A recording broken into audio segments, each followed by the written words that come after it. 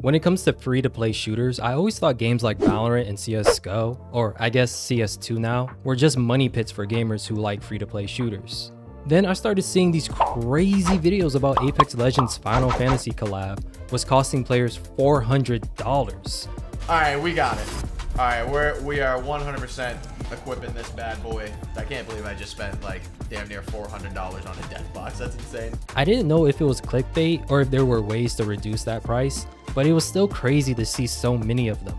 So much so, I kind of want to compare Apex Legends cosmetics and monetization strategies to that of Valorant. I know they're very different games. A better comparison would have been Valorant to CS2 or Warzone to Apex. But people have already done those, so let's try something new. I also know a handful of gamers play both Apex and Valorant, some even at the same time. Hit 80, hit 80. 182. Now. Back to Apex. Okay. Watch them run when lit by my sonar. One more, guys, we got this, please. My mom's actually called me to dinner. We need to close this up. Where is he? Quick. Please close up, please! Let's go! Woo! Nice, dude. Let's go. That's my first victory royale. Yeah, oh yeah. What's going on here? Yo, I got the victory royale. Chill out, bro. You're bad.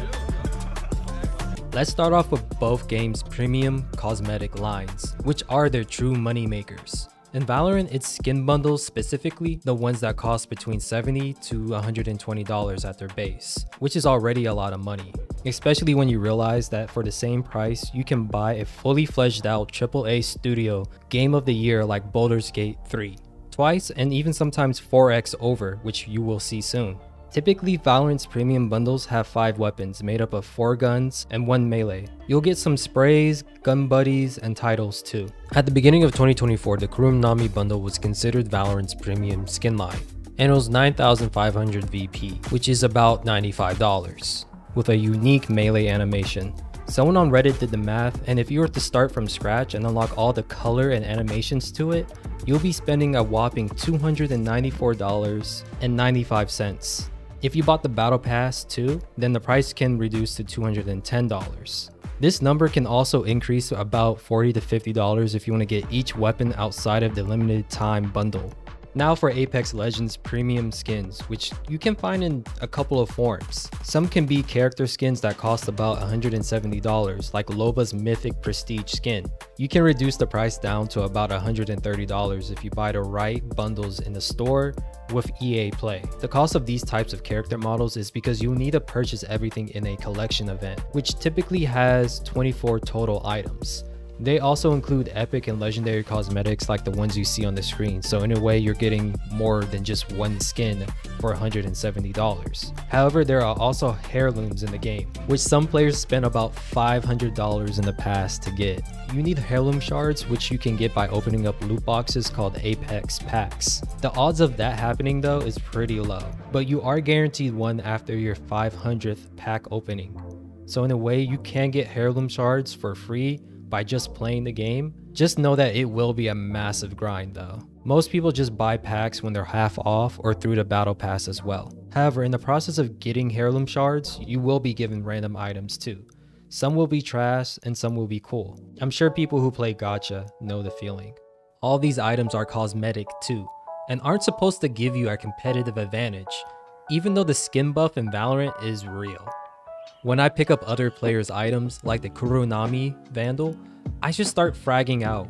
People have discussed that weapon model changes could give you a slight advantage because they cover less of the screen, and the sound of bullets can make it easier to hear other people moving while you shoot it, versus the default sound.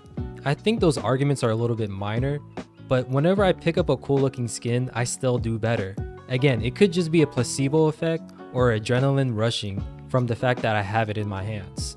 I'm sure the same can be said about Apex, where certain character model skins can be easier to see than others, giving people an advantage. Another thing that I want to discuss is what are the developers doing with the money we give them? I noticed in the past whenever Apex had major updates, the servers would be on fire to a point where no one could actually play the game. I used to scratch my head at people who would say that they took off work to play a new season day one. Like, why even do that? This is Apex Legends. It's been known the game is buggy as heck.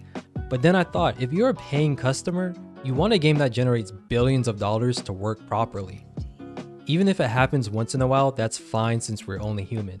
But in Apex case early on, it was kind of expected for the game to be broken with server issues and lots of bugs. Part of this is due to the engine the game is built on, and making it on another engine would be like making a game from scratch. I don't know if things are better now, but I would assume so since there are less people complaining at the start of a new season. In Valorant's case though, the game works pretty well most of the time now.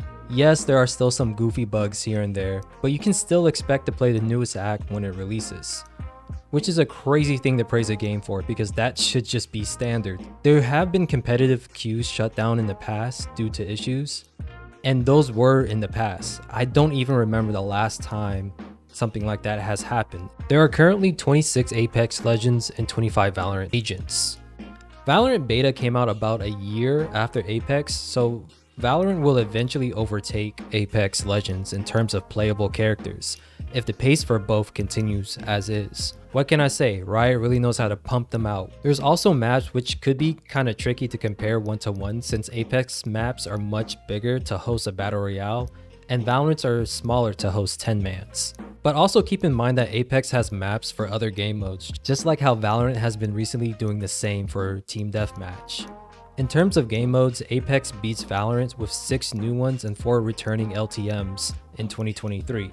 They also released 2 agents, 1 new weapon, 2 big BR updated maps, and 14 collection/theme events during this time, as well as a new rebirth like map and game mode. However, I just want to focus on 2023 since the current calendar year isn't over just yet, and both games can drop another massive update, changing everything. But on the other hand, 2023 is already set in stone.